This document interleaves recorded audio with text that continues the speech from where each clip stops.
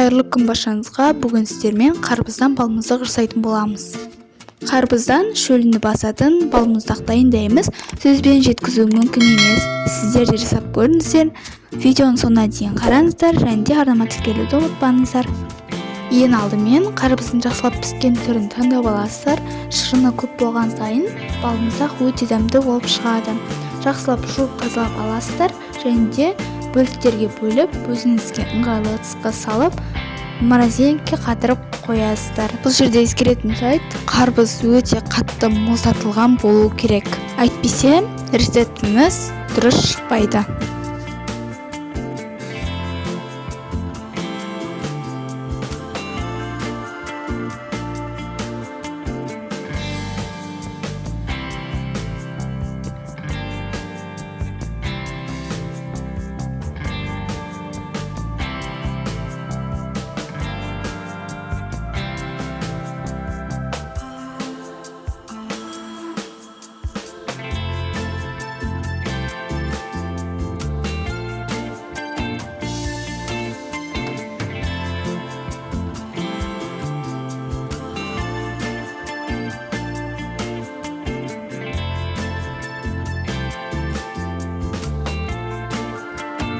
Қатырылған қарбызды алып, ішінде дәнегін алып тастасаңыздар да болады, және жақсылап тұрып блендерге салып езетін боламыз.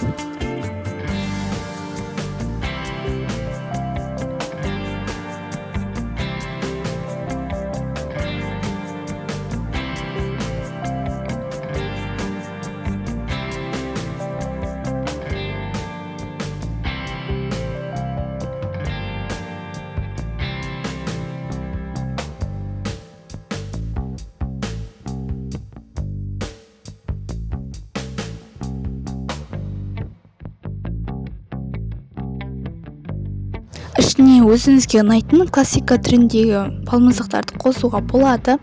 Сөйтіп барлығын жақсылап тұрып блендермен езіп алатын боламыз. Өте керемет сұйық емес, қою емес масса шығады. Егер де масса сұйық болып жатса, оны морозилкаға қойсаңыздар, өте керемет болып шығады. Енді өзіңізге ыңғайлы ыдысқа салып жесеңіздер болады. Шын мәнінде сөзбен айтып жеткізу мүмкін емес. Егер де видео ұнаса, арнама тіркеліп, лайк басып, комментарий қалдыруды ұмытпаңыздар. Келесі кездескенше аман сау болыңыздар.